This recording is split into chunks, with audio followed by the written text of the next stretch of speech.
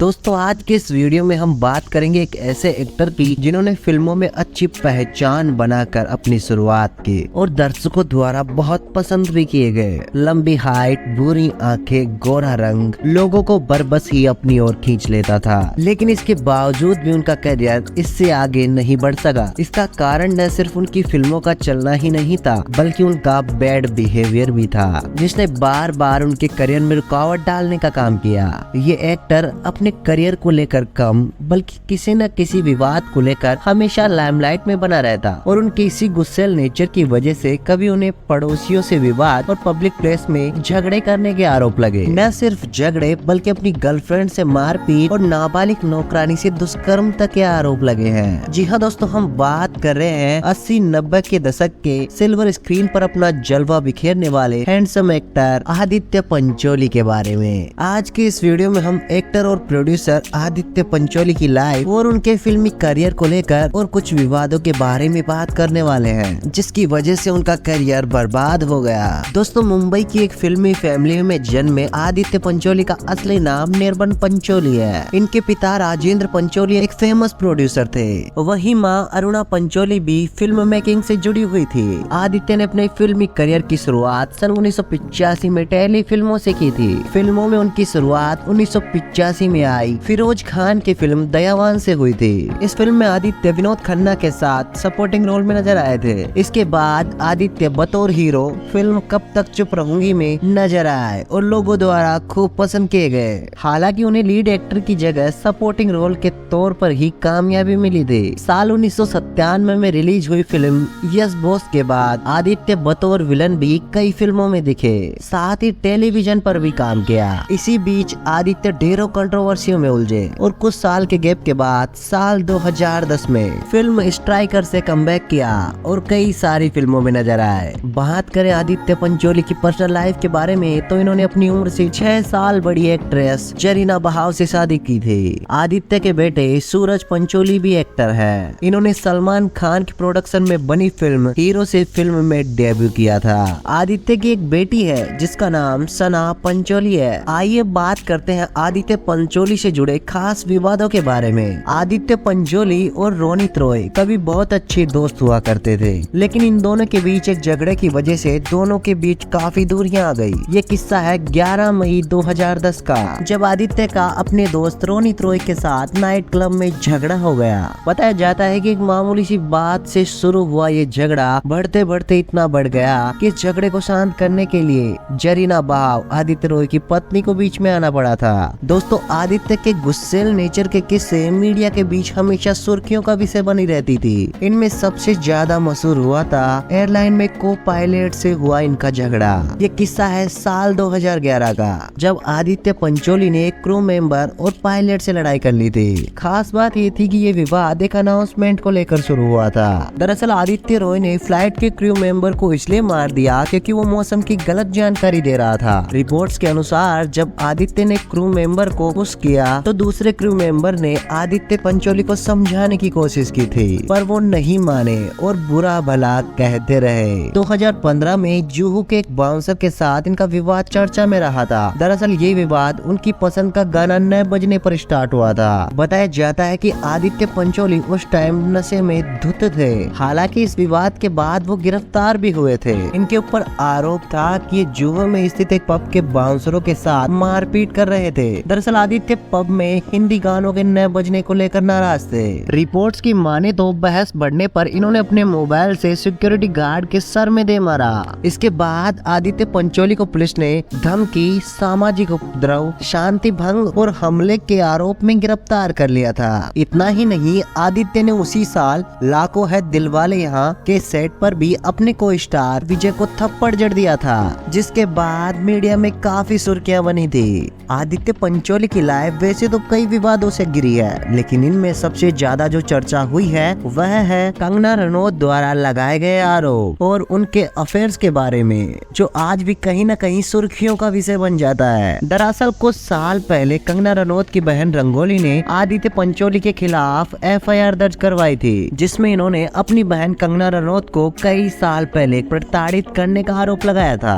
इसके बाद आदित्य ने भी उसी थाने में कंगना के खिलाफ शिकायत दर्ज दर्ज करवाई थी। इसके बाद आदित्य ने दावा किया था कि कंगना के वकील उनको रेप केस में फंसाने का दावा कर रहे हैं। हालांकि ये सच है कि आदित्य पंचोली का अफेयर उनसे 23 साल छोटी कंगना रनौत के साथ रहा है। खुद कंगना ने ही मीडिया में कहा था कि दोनों पति पत्नी के जैसे रिलेशन में हैं। दोनों अपने लिए यारी रोड पर अपने लिए घर भी प्लान कर रहे थे। वे दोस्त के घर पर 3 साल तक साथ रहे थे। कंगना ने बताया था कि जो फोन उस टाइम इस्तेमाल कर रही थी वो भी आदित्य पंचोली का ही था।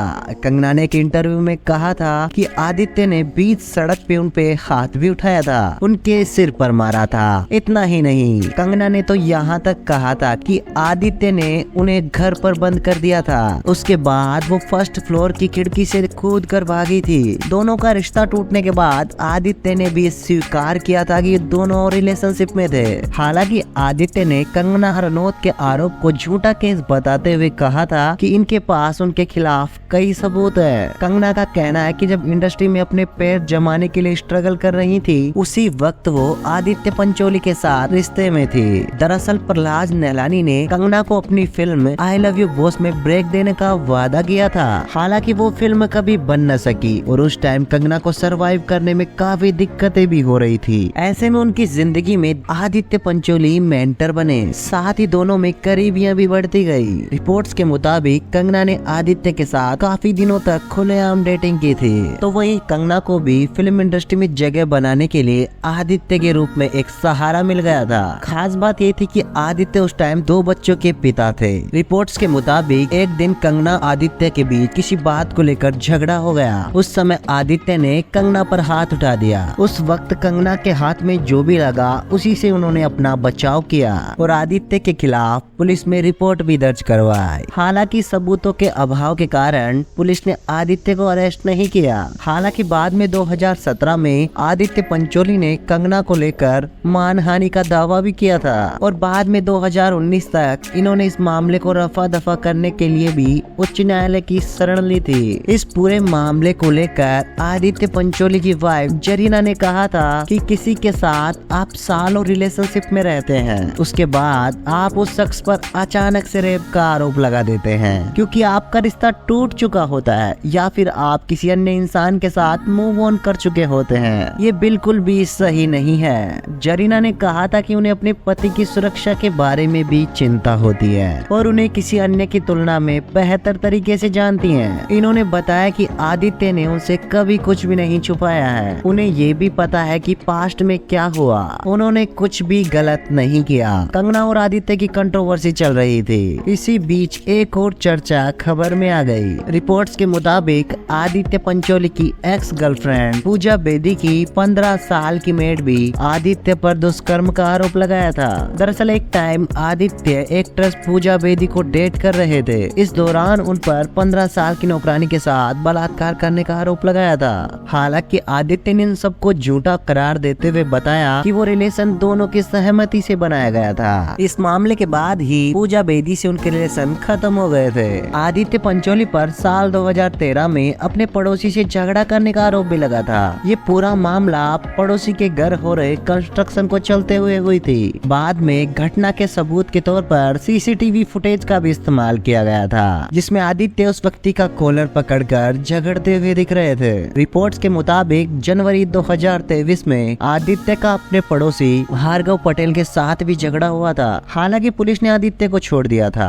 बाद में आदित्य ने अपने उसी पड़ोसी को कार पार्किंग को लेकर धमकी दी थी। इसके बाद पुलिस ने उनके खिलाफ फिर से मामला दर्ज किया था। दरअसल पहले आदित्य पंचोली के बेटे सूरज पंचोली पर जिया खान को आत्महत्या के लिए उकसाने का आरोप लगाया था, जिसको लेकर मीडिया उन तक पहुंचने की कोशिश करती थी। बताया जाता है कि आदित्य इस केस के दौरान इतने तंग आ गए थे कि कभी कभी वो पत्रकारों से भी उलझ जाया करते थे। यहाँ तक कि उनका कैमरा छीनकर तोड़फोड़ करने के आरोप भी लगे हैं। रिपोर्ट्स के मुताबिक उस समय एक रिपोर्टर ने आदित्य से सवाल किया तो आदित्य ने एक महिला पत्रकार के साथ बदसलूकी करते हुए दरवाजा इतनी जोर से बंद किया कि उस महिला पत्रकार को चोट भी लग गई थी। इतना ही नहीं, जिया की मां ने उनके ऊपर धमकाने और केस वापस लेने के आरोप भी लगाए थे। अभी लोगों ने इन बातों को भूलने का प्रयास ही किया था कि आदित्य पंचोली 2022 में फिर से विवादों में फंस गए। दरअसल प्रोड्यूसर सैम फर्नांडिस ने आदित्य पंचोली के खिलाफ जुहू पुलिस स्टेशन में धमकी, मारपीट और गाली गलौज के खिलाफ शिकायत दर्ज कराई थी। सैम ने आरोप लगाया था कि आदित्य उन पर उनके बेटे सूरज पंचोली को अपनी फिल्म में बनाए रखने के लिए दबाव बना रहे थे। फर्नांडिस बताते हैं कि इसी मुद्दे पर आदित्य पंचोली उनके ऊपर गाली गलौज और मारपीट पर उतर आए थे। साथ ही ये भी बताया कि जिस वक्त ये घटना हुई उस वक्त आदित्य पंचोली नशे में धुत थे। सैम फर्नांडिस का आरोप है आदित्य पंचोली के बेटे सूरज के साथ एक फिल्म बनाना चाहते थे, लेकिन उनकी फिल्म को फाइनेंस करने के लिए कोई तैयार ही नहीं था। जब सैम ने आदित्य को ये बात बताई तो उन्होंने कहा कि वो सूरज के साथ ही काम करें और वो इन्वेस्टर्स लेके आएंगे, लेकिन ऐसा नहीं हुआ। सैम ने 2019 में सूरज के साथ फिल्म की अनाउंसमेंट की और 12 दिन की शूटिंग भी की, लेकिन पहले लॉकडाउन के बाद चीजें थोड़ी मुश्किल हो गई। इन्वेस्टर्स सूरज के साथ फिल्म बनाने के लिए थोड़ा पीछे हट रहे थे। उसके बाद 27 जनवरी को आदित्य पंचोली ने सैम को जुहू के एक होटल में मिलने बुलाया और उसी दौरान आदित्य पंचोली सैम को धमकी देते हुए कहने लगे कि आपको फिल्म मेरे बेटे के साथ ही बनानी होगी, नहीं तो मैं तुम्हें खत्म कर दूंगा। सैम ने मीडिया को बताया कि इसके बाद उन्होंने मुझे गाली भी दी और मुझे थप्पड़ भी मारा। जब मैं जाने लगा तो उन्होंने मुझे पैर से लात भी मारी। इसके बाद मैं सीधा पुलिस स्टेशन आ गया और उनके खिलाफ शिकायत दर्ज करवाई।